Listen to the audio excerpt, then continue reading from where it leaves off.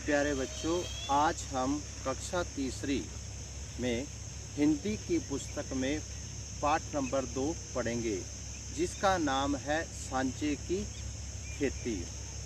अब बच्चों, सांचे की खेती क्या होती है? एक साथ मिलकर खेती करना। अब देखिए, जैसे मैं खेत में खड़ा हूँ, ये फसल है। ये किसकी फसल है? बाजरे की। इस पाठ में एक चिड़िया और एक कौवा मिलकर खेती करते हैं। वो खेती किसकी होती है?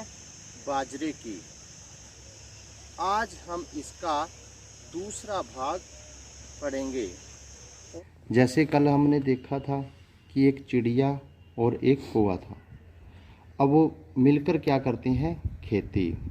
अब सारा दिन काम कौन करती है? चिड़िया। और कौवा उसको क्या कहता है? तू चल, मैं आता हूँ, ठंडा पानी पीता हूँ, मक्खन रोटी खाता हूँ, तेरे लिए भी लाता हूँ। कल हमने यहाँ तक इस पाठ को पढ़ा था। अब हम इसका अगले वाला भाग पढ़ेंगे। चिड़िया खेत में सारा दिन अकेले ही काम करती रही। अब खेत में काम किसने किया? अकेले, चिड़िया ने। लेकिन कौवा नहीं आया।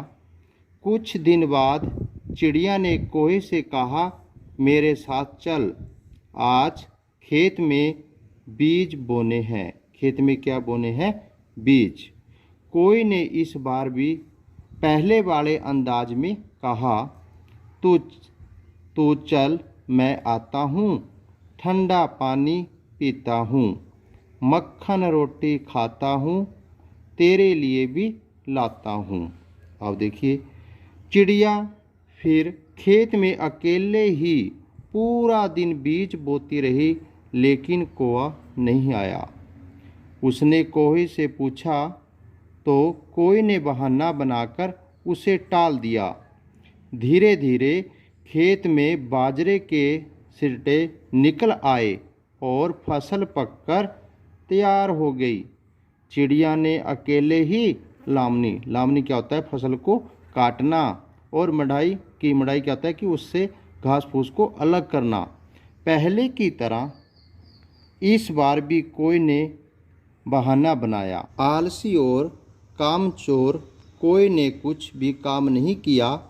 जब बंटवारे की बात आई, तब वह चिड़िया से पहले लंबे लंबे ढग भरता हुआ खेत में पहुंच गया। खेत में एक तरफ बबूले का ढेर था तथा दूसरी तरफ बाजरे की ढेरी।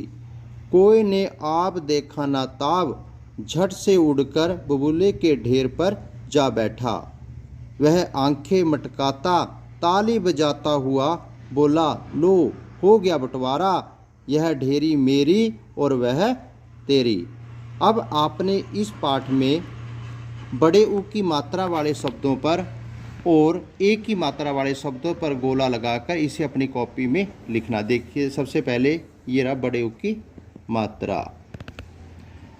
इसी तरह आपने इसमें सिर्फ वह शब्द लिखने हैं जिस पे एक ही मात्रा हो। जैसे देखिए, खेत में।